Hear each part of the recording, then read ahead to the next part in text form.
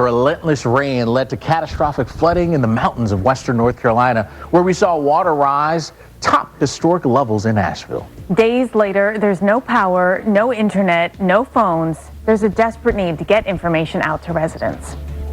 Many in Asheville have relied on local radio to make sure that they know the very latest. Earlier this morning, we spoke to Mark Starling, morning host at WWNC, who has provided that lifeline to thousands there. Listen to his perspective about getting his community through the storm and the aftermath. We knew that we were in a real situation because we were really the only outlet folks could get information from, because there was no power, there was nothing. A friend of mine heard that we had lost internet. He hiked in a handheld ham radio, brought that to me, and I basically set up the ham radio, translated what these ham radio operators were talking to me about and getting me information, and then I was relaying that back across our iHeartRadio media platform with our 7 stations here in western North Carolina until our engineers could get on site and get us reconnected with a Starlink satellite system. And it was really, had it not been for those ham radio operators, we would never be able to get that information out. Wow, just amazing. And incredible work to get that put together. And you've been at the station there since it all really started on Thursday. Have you been able to even check on your own home and family? I was finally able to go home yesterday to check on the house. My wife, when the storm hit, things devolved so rapidly, she was not able to evacuate it. She ended up having to ride out the storm in our 4Runner with my son and our 4 dogs. She has since been kind of rescued by my brother and sister-in-law. She is now actually closer to you than she is to me. She's down in Atlanta. And I was able to reunite with her on the air, which, just kind of a lot. But they are fine. They are safe. Thankfully, somehow or another, our house got spared of any destruction. We did get some damage, but other than that, we are okay. And I'm just so grateful for my team. Can you share the names of some of the communities that have been hardest hit? I mean, we know about what's happened near Asheville, but there's a lot of smaller mountain towns that were really hit hard. If you just look at the map and look at western North Carolina, it is decimation everywhere. The town of Marshall got wiped away. The town of Hot Springs doesn't even hardly exist anymore.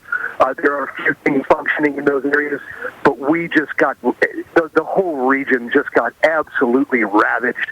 When you have a 30 and a half foot crest of a river in an area where 20 feet is considered major flood stage, the destruction downriver and the velocities that water was traveling down the mountainsides through the rivers, it was just more than anything that the banks could handle. I just can't say it enough. It is absolute total devastation in western North Carolina. We need relief. We need troops on the ground. We need supplies. We need everything. I can imagine. And, this is not your first time covering hurricanes before. You did so in Florida when you were there. How surprising was this flooding event, though, to even you?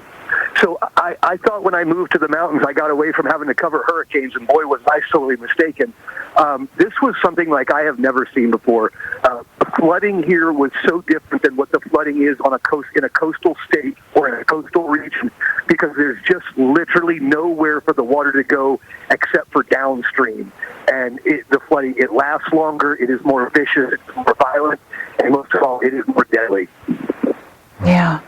Now, you've been a conduit of information, both to and from. I believe you helped emergency responders get information. Obviously, You're bringing information to the people there. What do you want people to know, especially people who are worried about their loved ones in this area? The cavalry is here. We're seeing resources come in. We've got people who are now conducting their own search and rescue operations and doing wellness checks because they've realized, hey, we're okay. We can go out in our own areas and help find people. So what we are doing, we have people calling in. People are calling into the station, telling us who they're looking for, leaving us with their number and information, and we're relaying that over to folks who are out on the ground doing searches in certain specific areas and trying to get these people reunited.